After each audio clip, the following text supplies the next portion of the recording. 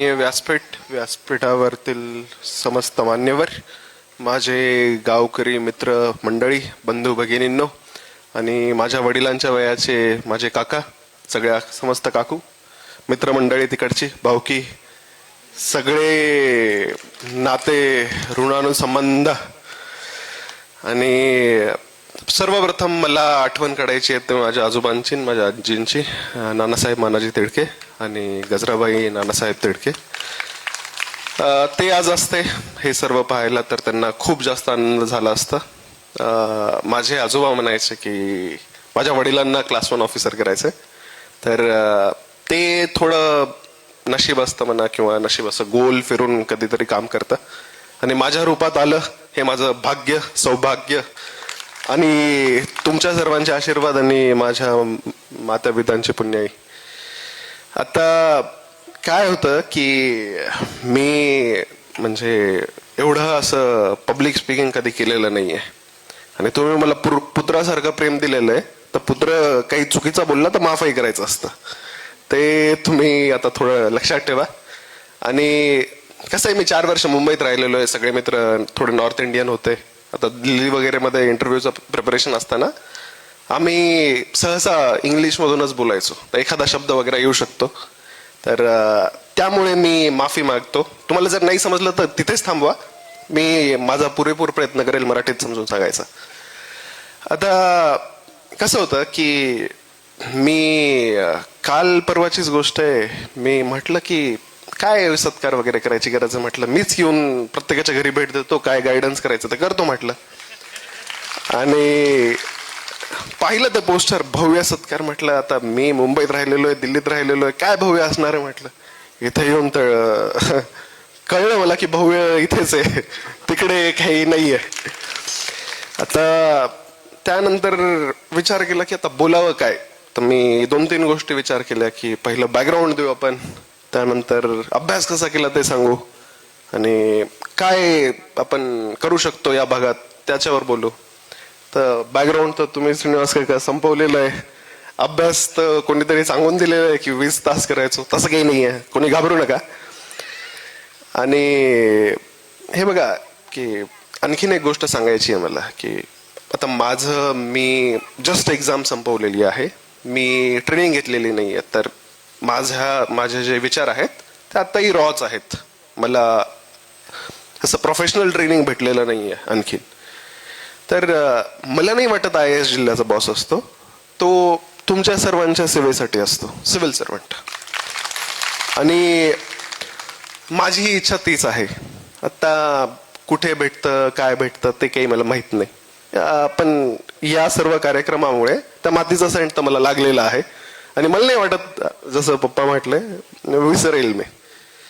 आता in general मी तुम्हाला माझं प्रिपरेशनचं जर्नी सांगतो. मी 4 वर्ष IIT मुंबईमध्ये होतो, ते मस्त कॉलेज होतं. तिथे सगळ्या गोष्टी पाहिल्या की प्रायव्हेट सेक्टरमध्ये जॉब वगैरे कसा असतो, काय असतो, आणि शेवटी ठरवलं की IIT ठीक आहे, आता आपण UPSC करू. आणि टेक्निकली तर माझा हा 3रा अटेम्प्ट आहे. मी जस्ट डिग्री झाल्या सहज असं अटेम्प्ट दिला होता आणि क्लासेस वगैरे, म्हणजे मी एक फाउंडेशन कोर्स घेतला होता, पण 1 आठवडा फॉलो केला आणि मला कळालं की हे तर म्हणजे यांचा सिलेबस संपण्याचा हे दिसतच नाही. तर पहिला प्रॉब्लेम UPSC मध्ये सहसा येतो की तुम्ही एका क्लासेसच्या मागे जाता आणि त्याचा सिलेबसच संपत नाही. तर हे एक मेजर प्रॉब्लेम असतो. दुसरा एक प्रॉब्लेम काय असतो की सोर्सेसच खूप जास्त झाले आजकाल, की काय फॉलो करावं तेच कळत नाही, तर प्रॉपर गायडन्स लागतं. आणि इथे मी आपल्या गावातील तरुण पिढी जी आहे त्यांची मदत करू इच्छितो. तिसरं आता म्हणजे पूर्ण त्या जर्नीमध्ये काय की पहिला मग 1 वर्ष अभ्यास केला, 2024चा अटेम्प्ट दिला. जसं पप्पा म्हटले की थोडा हवेत होतो की हमारा नहीं होगा तो किसका होगा, तो 0.8486 मार्क्सने गेलं माझा प्रिलिम्स. आणि ठीक आहे, म्हणजे त्याचं काय, प्रिलिम्स नसतं गेलं तरी मेन्स गेलंच असतं. असं असतं की एक गोष्ट जर प्रिपेअर्ड नसेल तर पुढचा पल्ला कसा पुढे करणार, तर ती देवाची इच्छा म्हणायची. आणि आणखीन एक म्हणजे महत्वाचं एक गोष्ट मी आवर्जून मांडू इच्छितो की सर्कल, तुमचे मित्र हे खूप जास्त इम्पॉर्टंट ठरतं कोणत्याही जर्नीमध्ये. तर माझा एक मित्र होता जो सोबतच प्रिपरेशन करत होता आणि त्याने मागच्या वर्षी IPS बनला होता आणि यावर्षी माझ्यासोबत मोस्टली IAS बनेल. तर त्याच्याशी संबंध असल्यामुळे माझाही खूप फायदा झाला. तर लोक आसपास असेच ठेवा जेव्हा तुम्ही एखादी गोष्ट करताय, ज्याने म्हणजे तुम्ही ध्येय वेडे व्हाल आणि तुम्हीही एफर्ट म्हणजे कॉम्पिटिशन असावी त्यात. आणि ते करता करता आता पुढचा अटेम्प्ट 2025चा दिला. त्याच्यात म्हणजे फेब्रुवारीमध्ये थोडं पोट दुखायला लागत होतं, तर थोडं ChatGPTवर डायग्नोसिस वगैरे केलं तर वाटलं हर्निया वगैरे असं दिसतोय. वाटलं तर प्रिलिम्स देऊ आपण, फेल झालो तर बघू आता काय असतं. त्यानंतर प्रिलिम्स वगैरे पास झालो. मग मेन्स दिल्यानंतर विचार केला की मेन्स नंतर पाहू. मग मेन्स दिली. मग मेन्स दिल्यानंतर असं झालं की मी 1-1.5 वर्षापासून जे प्रिपरेशन सोडून मित्र होते त्यांच्या कॉन्टॅक्टमध्येच नव्हतो. म्हटलं थोडं फिरून येतो, त्याच्यानंतर बघू काय असतं. त्याच्यानंतर कळालं की हर्नियाचा प्रॉब्लेम आहे, थोडं ऑपरेशन वगैरे करावं लागेल. तर सर्जरी वगैरे केली आणि त्यानंतर मग हे इंटरव्ह्यू वगैरे झालं. तर असा माझा हा प्रवास होता. आता म्हणजे आणखीन थोडं विषयाला डावलून आपण सर्वांनी माझ्या अगोदर येणाऱ्यांनी सांगितलं की एज्युकेशन, शिक्षण हे खूप जास्त महत्वाचं असतं. आणि आता आपण विचार करतो IAS, MBBS, डॉक्टर मतलब म्हणजे एम्स वगैरेवाला किंवा IITN.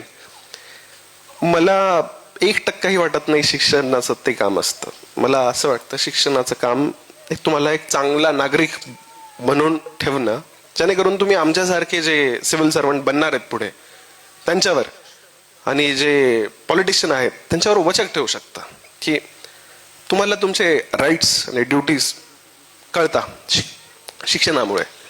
तर ते माझ्या हिशोबाने जर तुम्ही चांगले नागरिक बनताय तर ते शिक्षणाचं काम आहे.